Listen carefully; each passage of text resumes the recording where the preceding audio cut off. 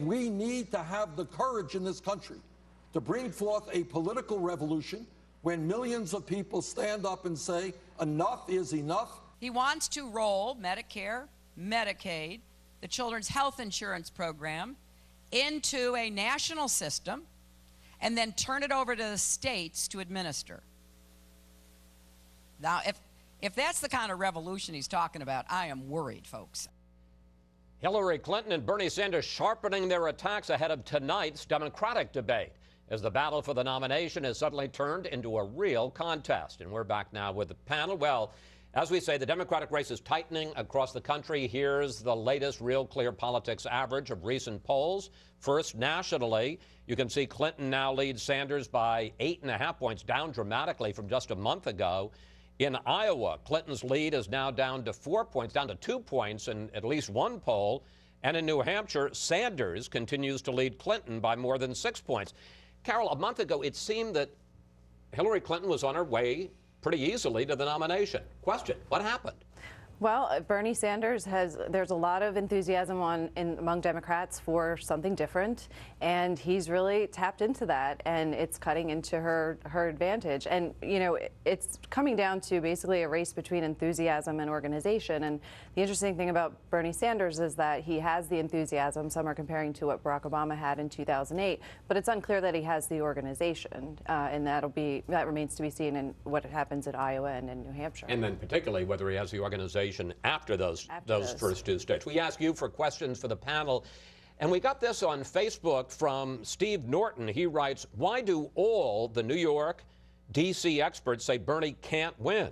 I say if he wins the first two states, the support and money will overtake Hillary, because that is where the Democratic base really is. Karl? How do you answer, Steve? Well, I'd say two things. One is there are not enough Johnson County, Iowas around the country or Keene, New Hampshire's around the country. And explain what they are. These are very liberal bastions of very liberal Democrats. In Iowa, they turn out it's a college county, for example. In Iowa, it's a college town in New Hampshire. Look, Bernie Sanders is likely to win both of these. If you take a look at even in Iowa, where Hillary in the Real Clear Politics average leads by 4 points, there's one poll which was done using automated telephone devices that gave her a 21-point lead. You take that out, and all the polls in January average out to a 0.6% lead.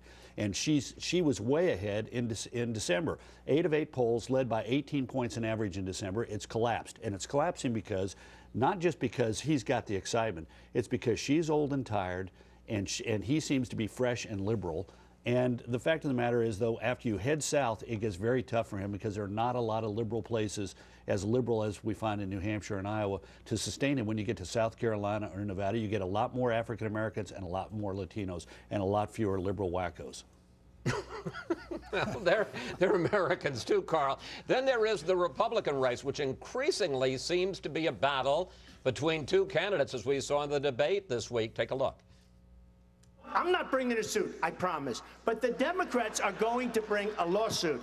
And you have to have certainty. I'm not going to be taking legal advice from Donald Trump. You don't have to.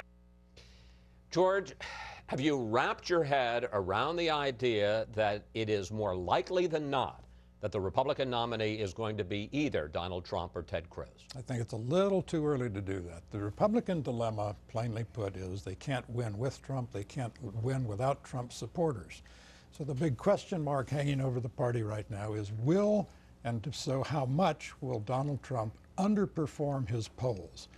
Iowa doesn't have a great record of picking the Republican nominee, and New Hampshire likes to go against Iowa.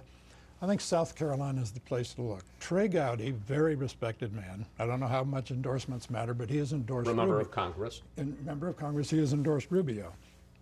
Senator Tim Scott has not endorsed anyone yet, neither has Governor Haley.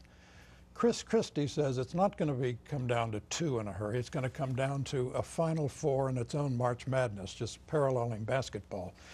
That what is going to happen, he thinks, is you'll have Trump and Cruz sustained for a while. You'll have, he thinks, Christie and Rubio sustained for a while. Then the governors will sort this out, preferring Christie because he is a governor. He notes that 4 governors have endorsed so far, 24 haven't.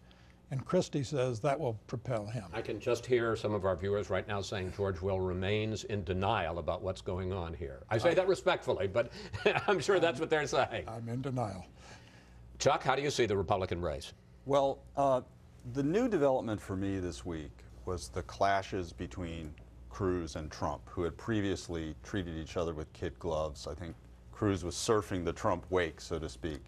And they, I think on net, I would give the advantage to Cruz slightly because he was the first guy to flummox Donald Trump, leave him a little bit speechless in that exchange about the so-called birther issue.